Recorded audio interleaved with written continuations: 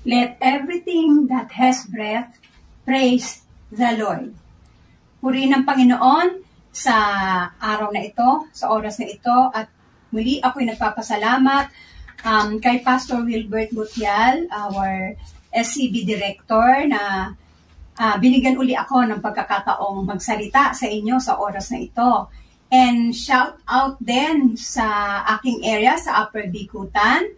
Magandang hapon sa inyong lahat. And of course, SCB tribes, magandang araw sa bawat isa. At sa bawat isa na sa oras kayo sumusubaybay sa iba't ibang parte ng mundo at sa iba't ibang lugar dito sa Pilipinas. Magandang araw pong muli sa bawat isa. At sa oras na ito po ay aking muling itutuloy yung aking topic na pinamagatang The Heart Reveals Part 5. Okay po, just for a review, ano po ba ang puso? The heart is an organ about the size of your face that pumps blood through your body. It is made of multiple layers of tissue. Your heart is the center of your circulatory system. So, napakahalaga ng puso sa tao kasi this is the center of life or strength. Hence, it means mind, soul, and spirit, or one's entire emotional nature and understanding. And in fact, sinabi din to ng Panginoon sa Mark 12, verse 30. And you shall love the Lord your God from your whole heart. So, ang Panginoon ang nagsabi na mahalin natin siya ng buong puso. It's not part, it's whole heart. If we didn't have a heart, we couldn't sense love or love in return. And that's the purpose. Kaya may puso. And God created us with a heart so we could have a loving relationship with Him. So, ibig sabihin, kaya tayo may puso, meron tayong nararamdamang pagmamahal sa ating Panginoon and our relationship grows with Him. So, ano nga ba yung mga ipinapahayag ng puso? So, I have already discussed 3. And letter A, the heart reveals our true character. Kasi sa puso, nakikita sino ka. Hindi yung ano yung reputasyon mo. Kasi people can destroy your reputation but not your character. So, it reveals, the heart reveals our true character. Pangalawa, the heart reveals and exposes the way we respond. So, sa puso ay pinapahayag ng puso kung paano tayo mag-response o magbalik kung ano yung nasa loob natin. So, it's exposed everything. And letter C, ito yung last na topic ko, last weeks ago, the heart reveals the purity of the heart. So this is the story of Mary na kung saan pinakita niya yung sobrang pagtitiwala niya in the process na siya ay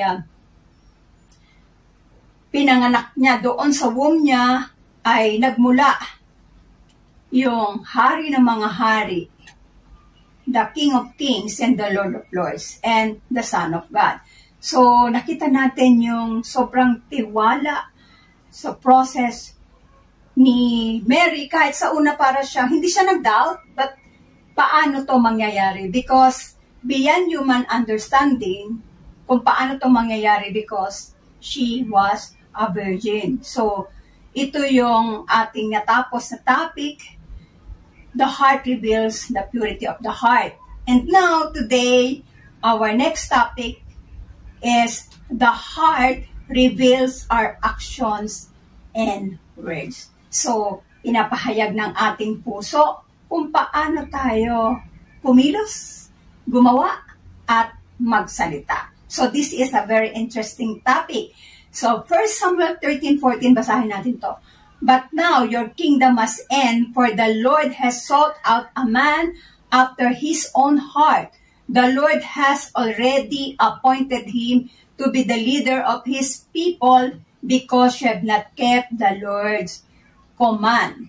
So, ito yung sinabi ni Samuel kay Saul.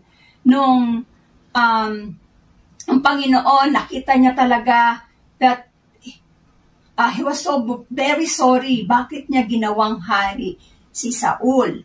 At siya ay nakahanap ng isang taong sabing ganon, a man after God's own heart. And who is that? He was David. So just after the Lord said to Samuel, ano nangyari kay Saul? Nung sinabi ni Samuel ito sa kanya, in 1 Samuel 14:35 and 37, then Saul built an altar to the Lord. It was the first of the altars he built to the Lord. So Saul asked God, should we go after the Philistines? Will you help us defeat them? But God made no reply that day. So after the Lord has given many chances to Saul, so marami siyang pagkakataong ibinigay kay Saul. Then after that, tapos na. I don't want him to be the king of Israel. May napili na ako. Because that person is better than him. At makikita natin sa 37, the Lord didn't reply anymore to the queries of King Saul. Okay? In 1 Samuel 15:9 and 11, dito natin makikita yung to really ano yung mga nagawa ba ni King Saul? Bakit hindi na nga nagre-reply ang Panginoon? So basahin natin yung dahilan nito. In 1 Samuel 15:9-11, Saul and his men spared Agag's and kept the best of the sheep and goats, the cattle, the fat calves, and the lambs, everything. In fact, that appealed to them. They destroyed only what was worthless or of poor quality. I am sorry that I ever made Saul king, for he has not been loyal to me and has refused to obey my command. Samuel was so deeply moved when he heard this that he cried out to the Lord all night. So makita natin dito kung paano talaga binigyan ng chance ng Panginoon, but still, nandun, yung lumabas talaga yung totoong ugali ni King Saul. At dito, malalaman natin dito sa ating pag-aaral na ano nga ba yung mga actions and words na ipinapahayag ng ating puso. Letter A, action speaks louder than words. Is it true? So, basahin natin sa James 2:18. Now, someone may argue, some people have faith, others have good deeds, but I say, how can you show me your faith if you don't have good deeds? I will show you my faith by my good deeds. So, ito yung sinasabi ko nung last na pinag-aralan natin. Useless ang faith kung wala itong gawa. Useless ang faith kung hindi ito nakikita, visible. Sabi mo may faith ka, pero wala namang naiba sa'yo. Kung anong ginagawa mo nung ikay wala pa sa Panginoon, business as usual. Walang pagbabago. So, do you think you will convince people that you are already in the Lord or you're already a Christian? Of course not. Kasi nga, action speaks louder than words. Sabi nga dito ni Miles Monroe, salvation is by faith, not by good works. But when it comes to rewards, good works is counted. Kaya napakahalaga na may pananampalataya ka, na may kalakip na gawa. Kasi sabi nga dito, how can you show me your faith if you don't have good deeds? So kapag may faith, inseparable yan. Inseparable yan, yung faith and good deeds. Kaya sabi dito, sa James, I will show you my faith by my good deeds. So, in other words, kahit hindi mo sabing Kristiyano ka, kapag ikaw ay gumagawa ng mga mabubuting bagay, mas paniniwalaan ka pang Kristiyano o, ito Kristiyano, kumpara sa sinasabing Kristiyano ka, pero hindi ka naman gumagawa ng good deeds. I mean, hindi ka gumagawa ng mabuti. So, paano natin malalaman ang that action speaks louder than words? Number 1, how we live the principles we heard. So, action speaks louder than words. Kaya nga sabi natin kanina, baliwala ang faith kung walang action. So, paano to? So, kung paano tayo mabuhay sa prinsipyo ng Panginoon. Sa Romans 10:17, so faith comes from hearing.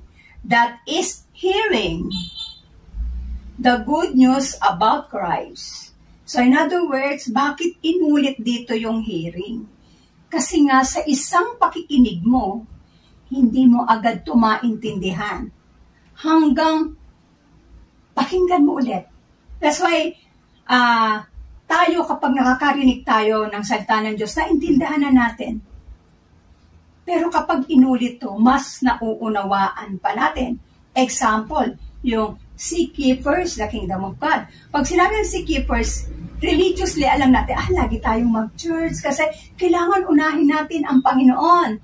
But as we grow, pag sinabing seek first the kingdom of God, ibig sabihin naman, may other din na pagkakaunawa ay, ito, you're putting God first in your life kapag ibinibigay mo yung para sa Kanya. Giving your tithes and offering is putting God first in your life. So, nag-i-increase yung understanding natin sa mga salita. That's why we need to hear and understand so that we can apply. Because knowledge is information lang. But when it comes to understanding, it is comprehension. And after understanding it, we can get wisdom. And that wisdom is application. Alam nyo, ito yung magandang illustration din, no? Ng isang bagay, cellphone. So, ang cellphone, noong unang panahon, sikat ang Nokia, then Samsung. So, ngayon may mga iPhone, hindi ko na alam kung anong number, 12, 13, 14 ba ang iPhone yan. So, alam natin, so lalo na mga millennials, alam nila ano yung features ng Nokia, pero ang Nokia ngayon is nag-upgrade na rin. But, again, Nokia pa rin yun. And then Samsung, maganda rin naman, no? Kung nga Samsung gamit ko lang eh. So, iPhone, ang dami niyan. But, you know, kahit magaganda yan, sabing ganon, ang mga millennials, pansinin nyo ha, ang mga millennials naka-iPhone pa rin.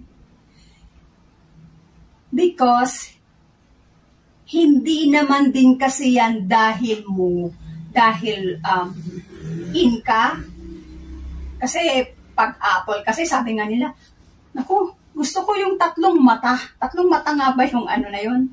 Yung mga iPhone. So, basta ganon. So, alam nila kung iPhone yung cellphone na yan. Because, ang sabi nga nila is, kahit naman mura yan, kahit naman maganda yan, it's incomparable yan sa quality. Kasi maganda ang quality ng mga iPhone. So, alam nila yan ng mga gumagamit ng iPhone. At nalaman ko rin na kapag pala ikaw ay naka-iPhone, Ang iPhone, kapag ikaw ay may message, natatanggap mo agad yon.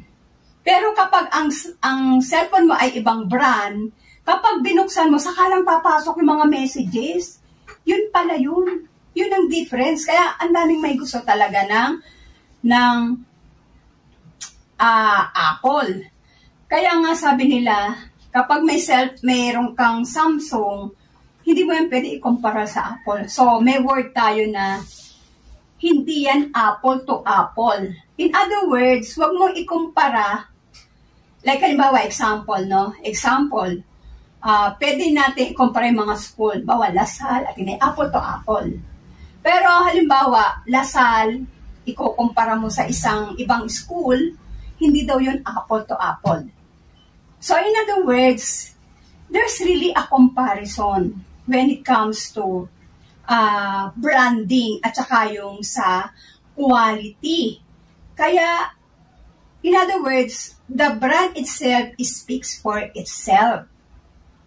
Kaya alam yan ng mga gumagamit ng ganitong mga brand. So, bakit nga ba natin?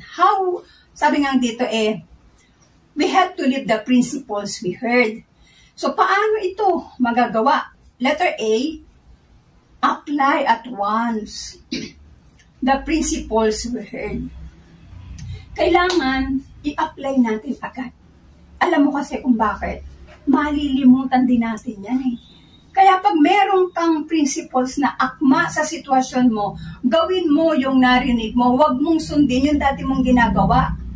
Kasi hindi mo siya agad maa-apply. So, once you apply the one that you heard, ibig sabihin, talagang maipamumuhay mo yan. At bilang sa isang matured na tao, sabing ganon, hindi yan pabebe. Hindi yan pabebe. Hindi yan high maintenance.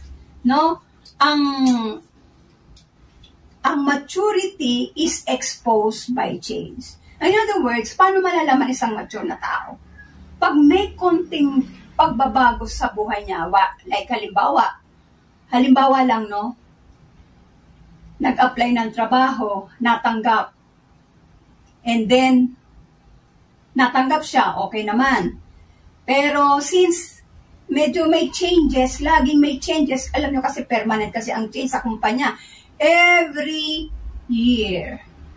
Kaya kami noon, I know that kasi nakapagtrabaho din ako sa corporate world. Every year may change. Kaya minsan yung iba umaayaw na. Ayaw na nila. It's because medyo mahirap. Pero when it comes to maturity, no? When it comes to maturity, it will be tested by what you respond sa change. So, yung maturity natin is natetest sa mga changes. Okay? And, yung changes ba na, yung bang isa pang maturity dito na pwede nating apply is, principle is above relationship. So, like me, I'm handling people. Hindi ibig sabihin, kaibigan ko yan, anak ko yan, o hindi kang kaano-ano, tapos mali ginagawa, hindi ayos. So, I will rather follow the principles. So, hindi ako subjective. I am an objective person. In other words, kahit sino masagasaan, basta principles, yun dapat ang above relationship. Okay, letter B. Live our life public.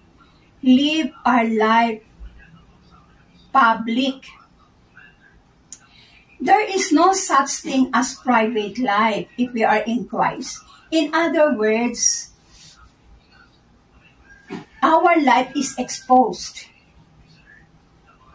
Ang ibig sabihin ko po, magbigay tayo ng example dito.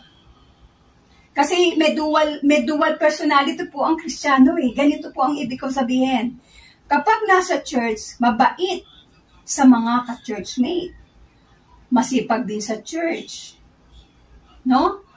Masipag sa ibang bahay. Meron bang ganon? Meron bang ganon? Masipag sa ibang bahay. Pero sa bahay, hindi mautusan. Magalang sa ibang tao. Pero sa magulang, hindi mag-bless, hindi man lang, alam mo yun, parang ang treatment sa'yo, ang kapatid. Yes, maganda rin naman yung parang may friendship kayo, pero yung parang wala nang galang, hindi yun magandang ugali. Mahirap yung parang iba ka sa church, iba ka rin sa bahay mo o sa ibang lugar. May nagkwentong hanggang ito isang pastor at isang asawa ng pastor lumabas, kumain sa restaurant. Syempre, pagka mag-asawa, sometimes may mga conflicts yan So, yung pastor, medyo nakapagsabi ng hindi maganda, no? So, parang hindi maganda yung action niya. Tapos, on the other side pala, may Kristiyano doon na nakatingin. So, sabi ng pastor, "Hi, kumusta kayo? Hello." Talagang napakaganda ng pakikitungo niya. Ang sabi ng asawa ng pastor, "Oh, ngayon, ang ganda-ganda ng move, no? Kanina, galit na galit ka." So, di ba, nakakahiya Minsan iba yung ating personality kapag iba ang kasama. Or nasa loob ka ng bahay, o nasa church ka, o nasa workplace ka, iba-iba. Yes, kailangan nating mag-adjust. Pero ang sinasabi natin yung pagiging Kristiyano, hindi lang pang church yun, yung aksyon natin, maging sa labas. So of course, lahat tayo tama dito. Kaya magpatama na tayo. Amen? Magpatama tayo para maitama tayong lahat. Sabi nga ni Miles Monroe, there is no such thing as private life. Kasi hypocrisy na yon.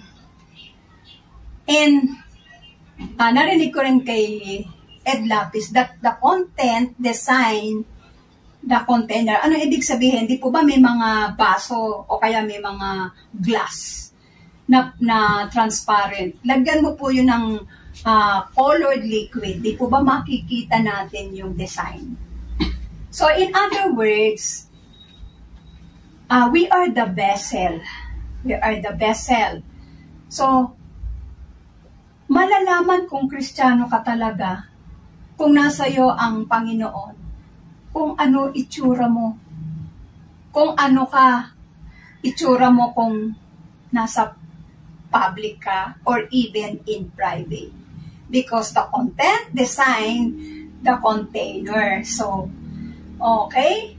So, lagi natin isabuhay ang prinsipyo. So, sabi ko nga, apply at once the principles we heard. Pangalawa, live our life public. Number 3, selfless or not self-centered person. Sabi ng Romans 12:3, because of the privilege and authority God has given me, I give each of this warning. Don't think you are better than you really are. Be honest in your evaluation of yourselves, measuring yourselves by the faith God has given us. In Romans 12:6-8, in His grace, God has given us different gifts for doing certain things. Well, so if God has given you the ability to prophesy, speak out with as much faith as God has given you. And in 7, if your gift is serving others, serve them well. If you are a teacher, teach well. Your gift is to encourage others, be encouraging. If it is giving, give generously. If God has given you leadership ability, take the responsibility seriously. And if you have a gift for showing kindness to others, do it gladly. This is how maipapakita natin, maipapamuhay natin yung prinsipyong natututunan natin lagi when we attend Sunday service, when we attend Bible studies, when we read the Bible. So, nandun yung selfless or not self-centered person. Yung bang ibig sabihin nun, yung tao ang makikisama sa'yo. Kasi ganito, ganito na talaga ako. Kaya dapat kilala mo ko. Dapat mag-adjust ka kasi ako ganito. Hindi. Ang dapat mag-adjust ikaw, ako. Hindi mo isipin yung halaga mo. Selfless ka. Ibig sabihin, yes, wag mong isipin na mas mahalaga. Yes, mahalaga tayo sa harap ng Panginoon. Pero ang sinasabi natin, wag mong tingnan na mas mataas ka kaysa iba. Hindi ganun ang pattern ng ating Panginoon. Hindi niya inisip na siya ay Diyos. Ibinaba niya ang sarili niya sa atin. So, selfless. Okay. So, pangalawa, about how can action speaks louder than words is letter B. Your actions will produce its fruits. Ibig sabihin, kung anong ginagawa natin, makikita yan. In other words, ang puno, makikita mo, malalaman mo kung anong klaseng puno yan, kung ano yung bunga. So, may puno, ano kayang bunga to? Kapag lumabas na yung bunga, ay mangga to. Kasi minsan hindi natin alam yung ano yung puno nun, di ba? Pag pumunta ka sa isang lugar, ano bang puno ito? Kasi wala pang bunga. Pero pag nakita mo na yung bunga, ay lansones siya. Lansones. So that's the time na yung ating actions will produce its fruits. So dito makikita natin na si Samuel dahil natatakot kay Saul, siya ay inutusan na kasi ng Panginoon na you go to the house of Jesse in Bethlehem and anoint one of his children. Pero dahil nga nagkaroon na sila ng separate ways ni King Saul, natatakot ngayon siya. So, when he went to the family of Jesse, sinabihan siya ng Panginoon. Sabi niya dito, in 1 Samuel 16 verses 2 to 3, but Samuel asked, how can I do that? If Saul hears about it, he will kill me. Take a heifer with you. The Lord replied, and say that you have come to make a sacrifice to the Lord. Invite Jesse to the sacrifice. I will show you which of his sons to anoint for me. Sabi dito, invite Jesse to the sacrifice and I will show you which of his sons to anoint for me. Dito kasi inutusan na ng Panginoon na i-anoint na yung anak ni Jesse in the person of David. So, dito makikita natin talaga yung ginagawa kasi dati ni King Saul, makikita mo because of the result na ginagawa niya. Because, sabi nga natin, your inputs determines your output. Pero dito, tanong natin, how fruit is recognized? How fruits is manifested? Letter A, paano ba maipapakita ang fruits? Paano ba ito makikita? Build your personal faith. So nakita natin dito that si Saul ay hinahabol niya si David to kill him. Sabi talagang nandun yung nasa talaga ni Saul kasi alam na niya, sinabi na rin kasi sa kanya ni Saul na meron ng ipinalit sa'yo. Meron ng ipinalit sa'yo ang Panginoon na mas mainam kaysa sa'yo. So dito, kailangan nating i-build our personal faith. Kailangan ito, bakit? Dahil confession brings possession. Nakita natin how David declared the defeat of Goliath. So, mababasa natin yan at pag-aaralan ulit natin sa mga susunod na mga babasahin ko ngayon. So, una is paano magmamanifest ang fruits? Build our personal faith. Sabi nga ganun, build ourselves with prayer with the Holy Spirit. So, kailangan inwardly malakas tayo. Palakasin natin to, huwag tayong umasa sa labas. Kailangan inwardly malakas kasi para yung cellphone na pag sira ng baterya, hindi na yan gagana. Pero kapag yung baterya niya ay maganda, full battery, malakas yan. Hindi yan aasa na kahit hindi mo siya isaksak, gagana yan. So, pangalawa, paano magmamanifest ang fruits? Maintain your integrity. Maintain your integrity. Sabi ni WRB, many believers and ministers were not destroyed by Satan, but by the absence of godly character and careless living. So, totoo. Minsan, lagi na lang si Satanas yung ating sinasabi nating may kasalanan. Pero, in fact, tayo kasi yun eh. Dapat tayo yung unang gumawa at magsumikap na ma-develop yung ating Christianity, maturity. Because yung integrity ang tinitingnan sa atin ng mga nasa paligid natin. Natatandaan nyo yung ginawa ni David na yung kaya na niyang patayin si King Saul nung pumunta doon kasi napagod yon, pumunta siya sa kuweba, nandun din yung grupo ni David. Meron siyang kakayanang patayin na si Saul doon. Pero hindi niya ginawa. Because of his character, na sabi niya, hindi ko siya papatayin because he is God's anointed one. Ito ay narinig ng mga kasama niya. Narinig na, sabi niya, kaya na nating patayin yan, pero hindi, sabi ni David. Kaya nakita ngayon ng mga tao niya, this kind of leader has an integrity.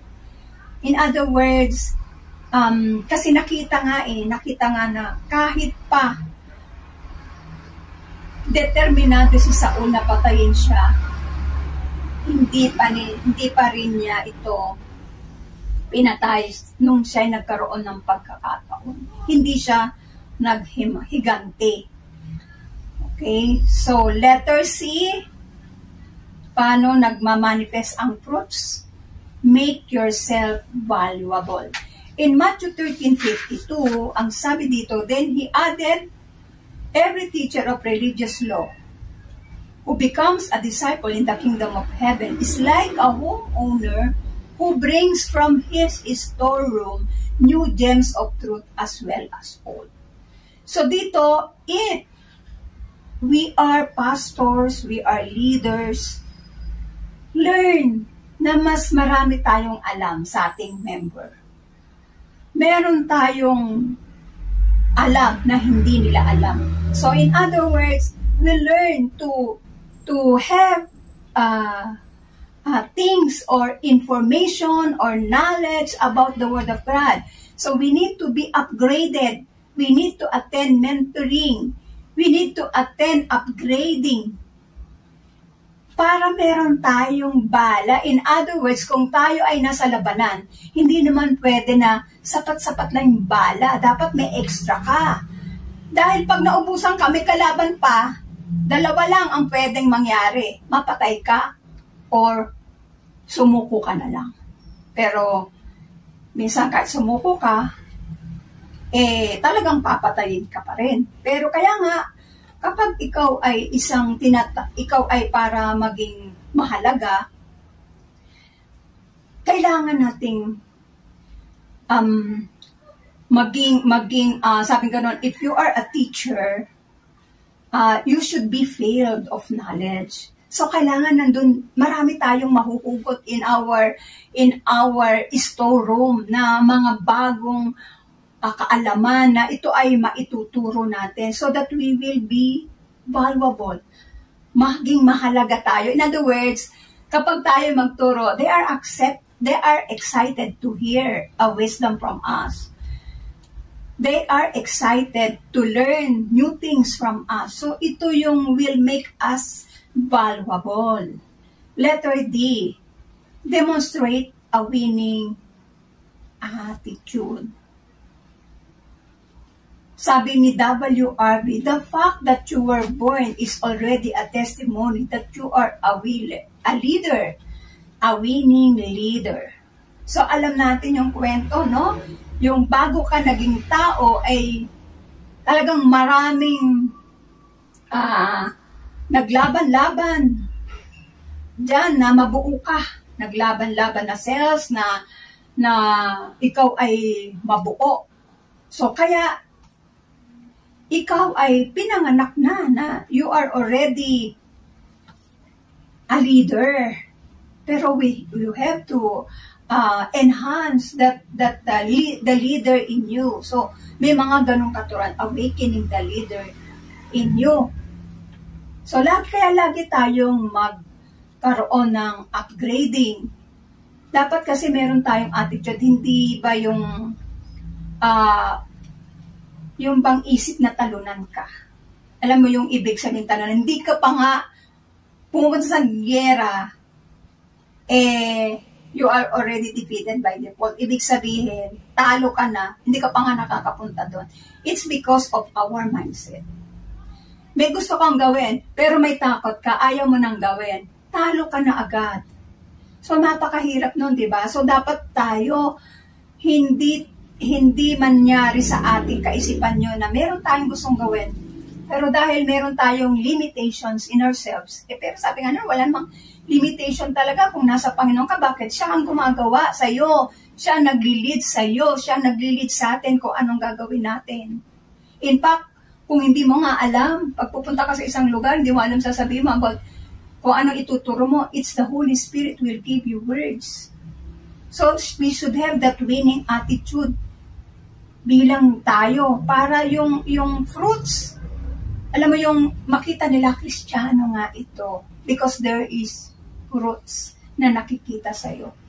Merong bungang nakikita sa'yo. You have that winning attitude and it is being demonstrated in your actions. Amen, mga kapatid. So, kailangan nating pumilos. Kaya nga, yung faith na walang gawa, useless. And letter C. Letter C. Ano yung letter C? Ito yung pangatlong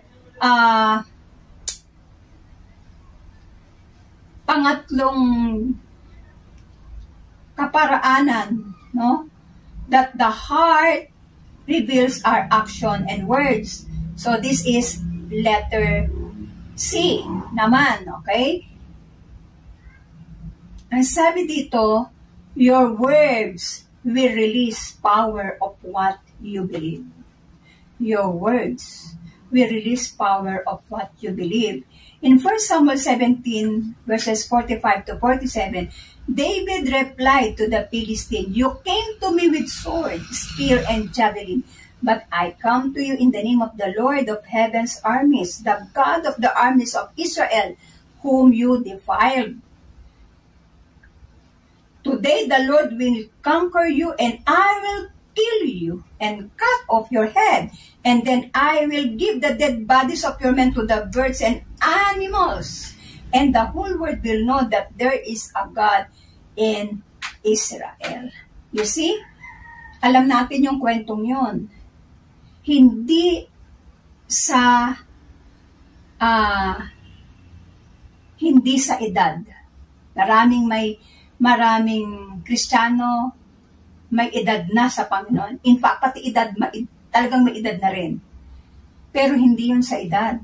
It is like David, bata siya nung siya'y nilabanan niya si Goliath, na kung sabi nga ng Bible, mula bata pa si Goliath, trained na yan sa labanan. Here, si David, Hindi yan lumalaban. That's the first time. Ang kasing kanyang ginagawa, shepherd siya, at ang sinasabi niya, ang pinapatay niya, hindi tao. Pinapatay niya yung mga wild animals. Yun ang experience niya.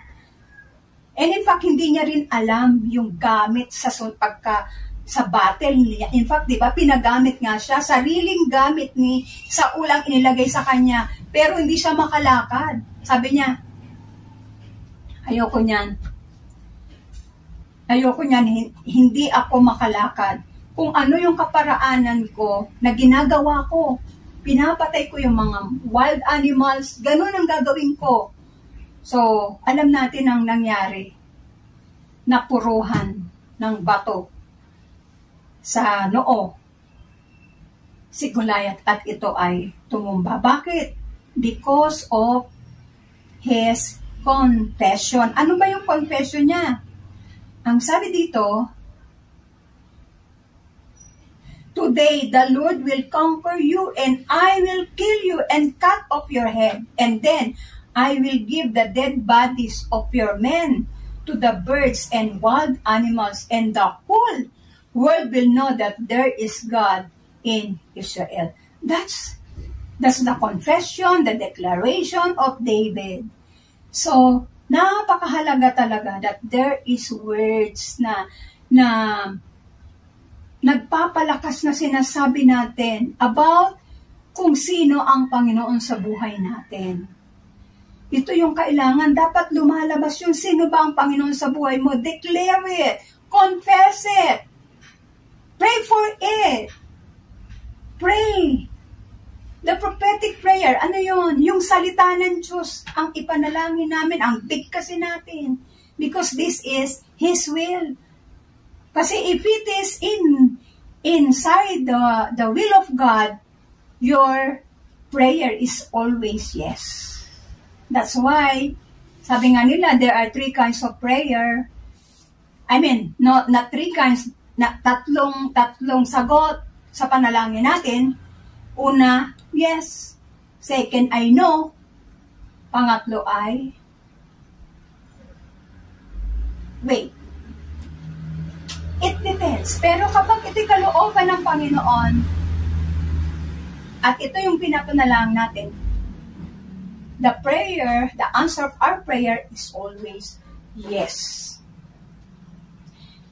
Amen? Nakakaunawa po tayo dito sa ating pinag-aaralan. And sabi dito, how would this happen? Yung words that we believe ay magre-release ng power. Number 1, the Bible is the final authority. The Bible is the final authority. Why? We cannot argue with the Word of God. Kasi this is heaven and earth will pass away, but my words will not pass away. It will still remain. So, hindi yan, you cannot argue with the final authority, which is the Word of God. So, our lifestyle back up our claim. So, kailangan, paano mangyayari na yung ating declaration, yung ating sinasabi ay mag-release ng power? Our lifestyle back up our claim. Ang sabi sa Acts 19 verses 15 to 16, but one time when they tried it, the evil spirit replied, I know Jesus, I know Paul, but who are you? Then the man with the evil spirit leaped on them, overpowered, and attacked them with such violence that they fled from the house naked and battered. Alam nyo ba, na si Satanas, kilala nga tayo. Kaya, kagaya nito, sino ka? Kilala ko si Jesus, kilala ko si Pablo. Sino ka? Kapag tayo, parang ang sinabi dito ng sino ka, wala kang identity of Christ in you. In other words, yung lahat ng sinasabi mo, wala dyan yung kapangyarihan ng Panginoon. Kaya sabi niya dito, sabi niyang evil spirit sa kanila, who are you? Kasi ginagaya nila sila Pablo na nagpapalayas ng demonyo. Kaya in return, yung spirit yung evil spirit ang sa kanila ay lumipat. So, alam niyo kapatid, yung lifestyle natin, dapat sinasabi natin ito, pero ginagawa din natin in return. Yes, mahirap gawin. Hindi ko sinasabing madali. Marami na akong tinurong ganyan na ang isang bagay pinapagawa mo sa iba, pero ikaw hindi mo kayang gawin, hindi ganun kadali. Pero if you are really determined to do it, the Lord will help us. The Lord will help us. Okay? So, number 3 na paano mangyayari na we can release power through our words, grow deeper in the knowledge of truth. In 2 Peter 3:18, rather, you must grow in the grace and knowledge of our Lord and Savior, Jesus Christ. All glory to Him, both now and forever. Amen. So, we have to grow in the grace and knowledge of our Lord Jesus Christ. Dapat nag-grow tayo deeper of knowing God, knowing Jesus Christ, anong ginawa niya on the cross, ano yung para sa atin, ano yung benefits natin. Ito yung dapat maunawaan natin, and this is the truth of the Word of God. And sabi sa 1 Timothy 2:4 also, who desires all men to be saved and to come to the knowledge of the truth. So ito maunawaan natin, mga kapatid. Maunawaan natin ito na we have to grow deeper in the knowledge of truth so that we can apply, or there is power in our words that we believe. Amen? So, dito sa ating pinag-aralan ngayon, ang sabi ko nga the heart reveals our actions and words. The heart reveals our actions and words. Why? Because action speaks louder than words. Action speaks louder than words. Letter B, your actions produce its fruit. And letter C, your word release power of what you believe. And in conclusion, the Holy Spirit will reveal everything that is within our hearts and expose every little things that is against the will of God, that will hinder the plans and purposes of God in our lives. So, it is our choice, after being forewarned, to live under the grace and empowerment of the Holy Spirit. So now, it is already our choice. After being forewarned, o paano tayo nakaunawa at paano tayo binigyan ng kaalaman ng Panginoon na mabuhay sa biyaya at kapangyarihan ng banal na Espiritu. Purihin ang Panginoon. Alam ko po na bawat isa ay nakaunawa sa mensaheng ito. Ngayong hapon, tayo po ay manalangin. Ama naming Diyos na buhay, salamat Diyos sa oras na ito, sa patuloy mong pagsama sa amin sa hapong ito. Patuloy ka, Panginoon, na mabigyan ng kapurihan sa aming ginagawa, sa aming salita. Patuloy na maitaas ang iyong dakilang pangalan sa aming buhay. Lord, help us na kung ano yung aming ginagawa and words will be pleasing to you. Lord, sa oras na ito, dalangin po ng aming puso na in times of decisions, in times of yung mga question, help us, Lord, to discern what is your will. Help us, Lord, to apply all the principles that we've heard and read from your word. Purihin ka, Panginoon, sa hapong ito. Patuloy, Lord, na ang kapayapaan ay sumaaming lahat. Ngayon, bukas, at magpakailanman. God bless us all.